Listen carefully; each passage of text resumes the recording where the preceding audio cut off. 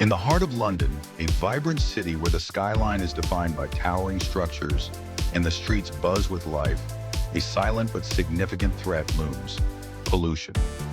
As one of the most densely populated cities in Europe, London faces critically high levels of air pollution, mainly driven by vehicular emissions, industrial activity, and the burning of fossil fuels.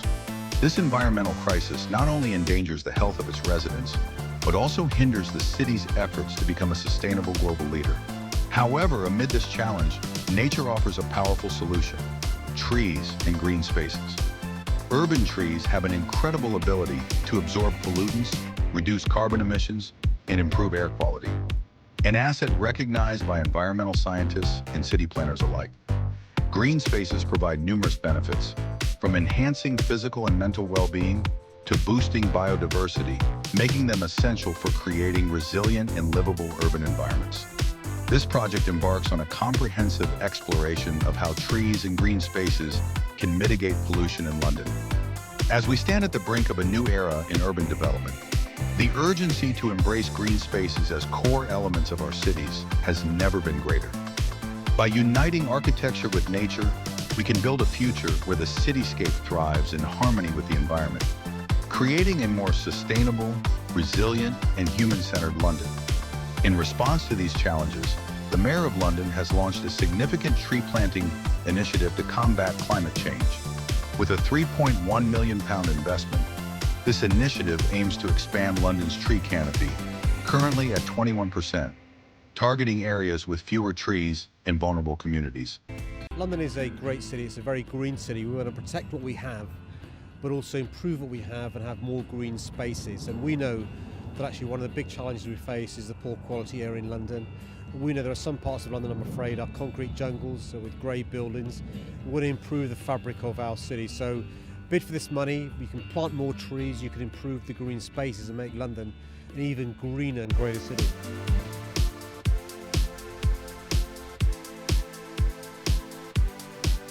My project began with a crucial question: how can strategic tree planting initiatives mitigate air pollution in urban areas of London? The research delved into various data sets related to green space, well-being, and pollution. These data maps were analyzed comprehensively to uncover crucial insights about the context, challenges, and overall livability of London. By examining this multidimensional data, the study identified areas where mental well-being, pollution levels, and the green environment were most at risk. The data sets used in this research included PM 2.5 concentration, bad health rates, NO2 concentration, street trees, tree canopy cover, crime rates, well-being scores, open space availability, and the incidence of loneliness among older adults.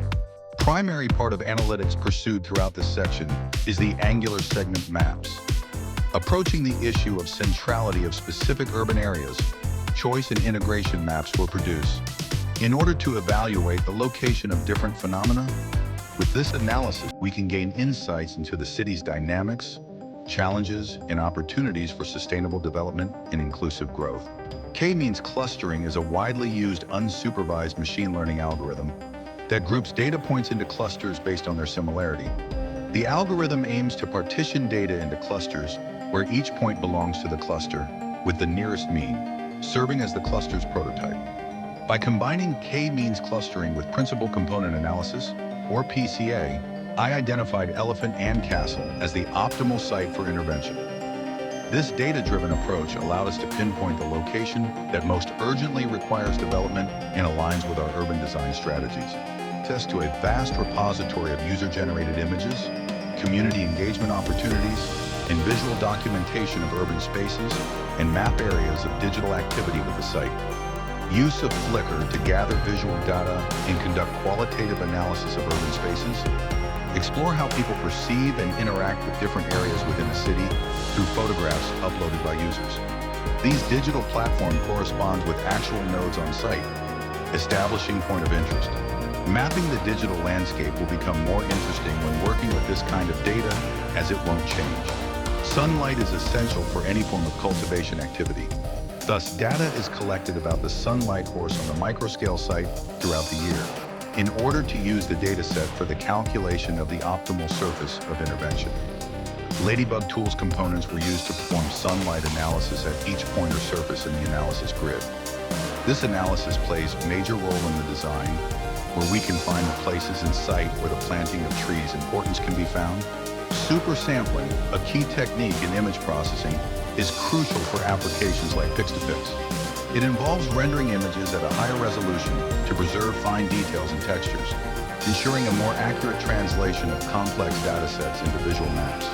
In this project, data stacks were divided into 3 stacks for Pix-to-Pix, which enabled the transformation of raw data into interpretable maps, highlighting areas in central London most in need of intervention and development. To process this data, images of elephant and castle were super sampled to a resolution of 256 by 256 pixels and converted into RGB channels.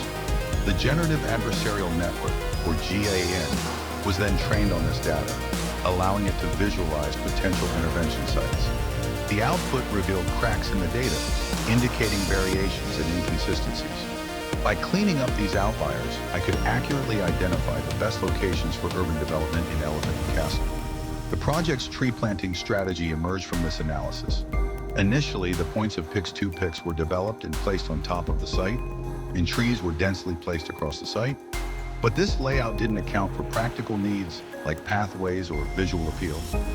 To address this, the layout was refined by creating accessible paths between the trees and spacing them more evenly, balancing ecological impact with a user-friendly and visually pleasing environment. The final design introduced larger trees, arranged through angular segment analysis to ensure an optimal layout. By categorizing the trees into different heights, we created a dynamic, waving pattern that enhanced both the visual and functional aspects of the site. The concept also reimagined trees as architectural elements, abstract cubes symbolizing buildings, contributing to a unique urban landscape where green infrastructure serves both environmental and aesthetic purposes.